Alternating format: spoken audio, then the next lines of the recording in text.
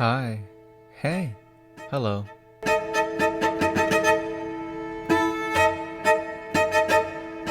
And now, our feature presentation.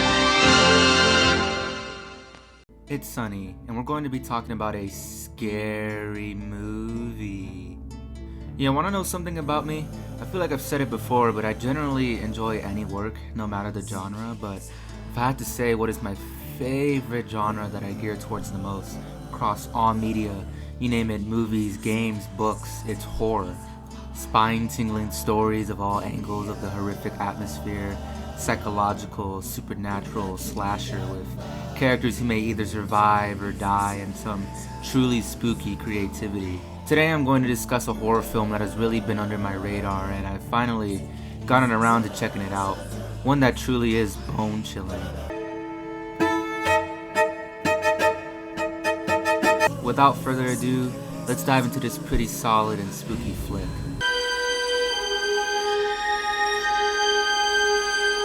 Get Out is the directorial debut of well-known comedian Jordan Peele. You're 100% familiar with his work if you're a fan of the show Key and Peele. Peele saw the transition from comedy to horror as very smooth, since both genres can be very similar in terms of pacing when it comes to hinging on reveals, in this context with comedic timing and scary moments. The Stepford Wives inspired the film for its satirical premise. Peele met producer Sean McKittrick with his comedic partner Keegan-Michael Key in 2013. Jordan and Sean met for coffee in New Orleans, and Jordan made his pitch, planning to take the horror genre to a whole new level of meaning, summing it up perfectly by describing it as a movie you will never want to make. Instantly, without a second thought in his mind, he bought the pitch and sent him straight to writing, completing the first draft in just 2 months. It began as the fun of a horror story. It's my favorite genre. I wanted to have fun while writing. And it turned, in the middle of the process, it turned into something more important. The power of story is that it is one of the few ways we can really feel empathy and encourage empathy. Built into the idea of story is the idea that you have a protagonist. And when you have a protagonist, the whole trick that all of us are trying to do is bring the audience into that protagonist's eyes, behind their eyes. And so this is, a well-crafted story, and a good story is one of the few ways we can really not tell somebody you have to feel for somebody else, but make somebody feel because they're experiencing it through entertainment. Eventually, Daniel Kaluuya and Allison Williams were casted, and the film was made, becoming the smash hit it was destined to be in the video essay that I have made today.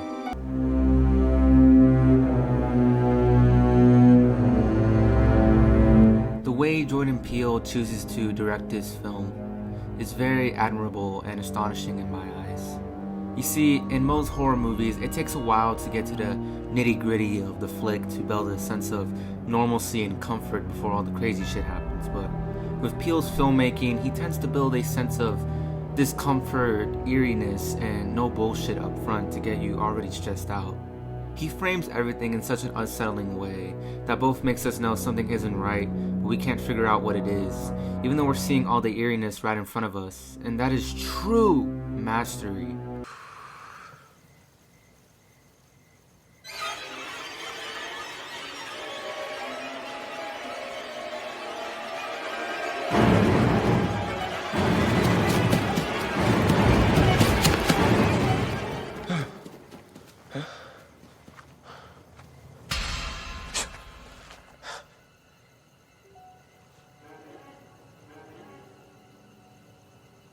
Even the way the characters speak, the way the camera focuses on their face and allows the performers to act their ass off, is downright amazing and unsettling to me.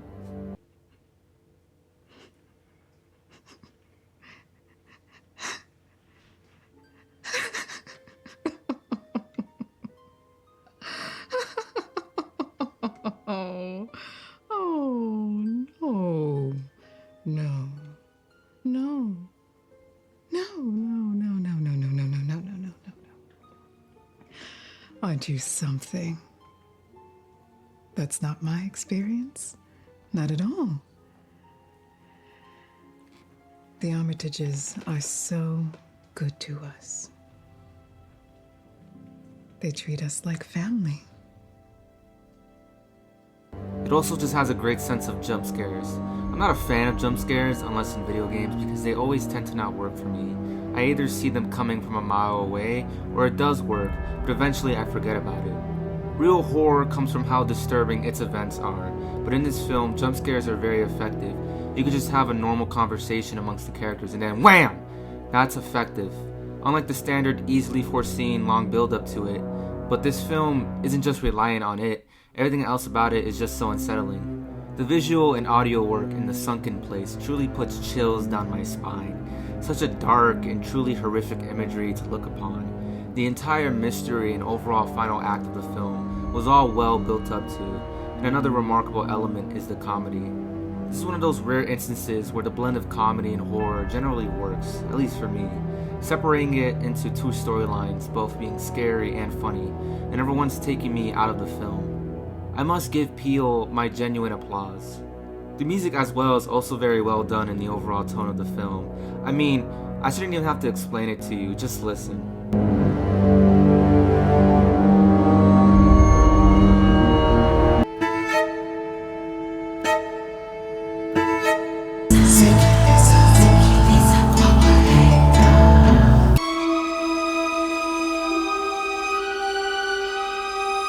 Truly a film that is worthy of being a horror film in its presentation, but what about it as a film?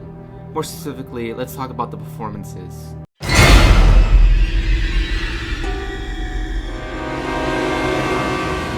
Though the characters are simplistic in terms of their writing, they help provide a sense of basis for us, the audience, to witness these events up front in a natural light. But the script is clever enough to still give them very specific details and strong performances.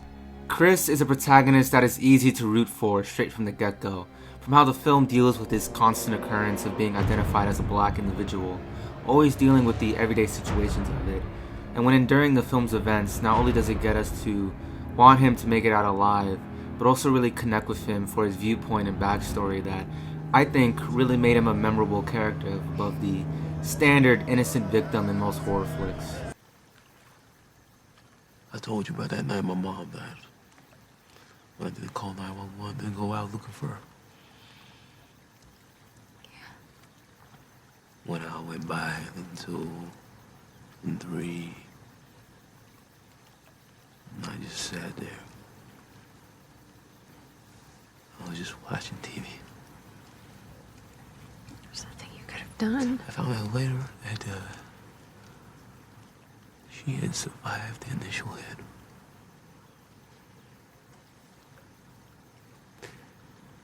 She lay there bleeding by the side of the road, holding alone. That's how she died in the early morning, cold and alone. And I was watching TV. There was time. There was time. There was time. There was time. There was time. There was time if somebody was looking for her. There was time. Nobody was looking.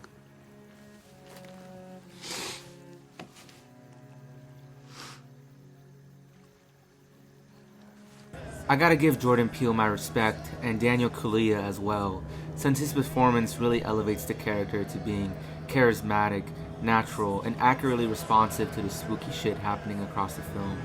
I think a really strong highlight is Rose Armitage, portrayed by Allison Williams, and how she has a clear bond with Chris and is a character we can support for how she supports him. But once the reveal occurs and she switches up, it's a genuinely very cruel and perfectly seamless transition. The same goes for the rest of her antagonistic family, from her brother Jeremy, who is downright unsettling right from the get-go of this scene. It's not karate, man. Yo, I got a rule. No play fighting with drunk dudes. I'm just Jeremy.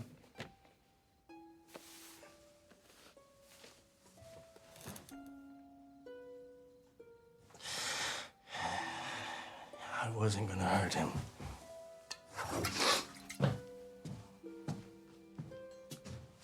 Missy being a very powerful and almost seemingly unstoppable force with just this scene alone. You can't move. Why can't I move? You're paralyzed. Just like that day when you did nothing. You did nothing.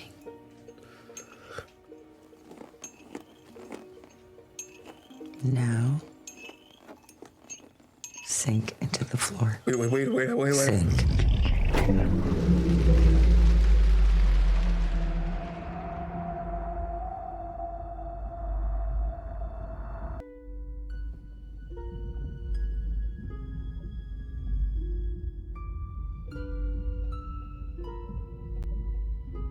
Now you're in the sunken place.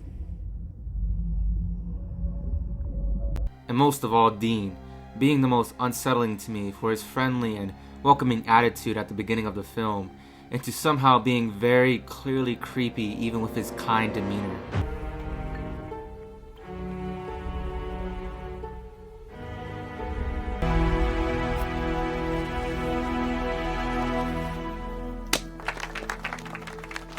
Then of course there's Rod, who is genuinely funny.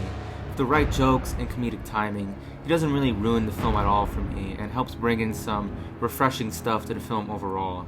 Overall, it's really the performances that make it really count. Without it, the characters would be missing something. But it's really the script that makes the film count.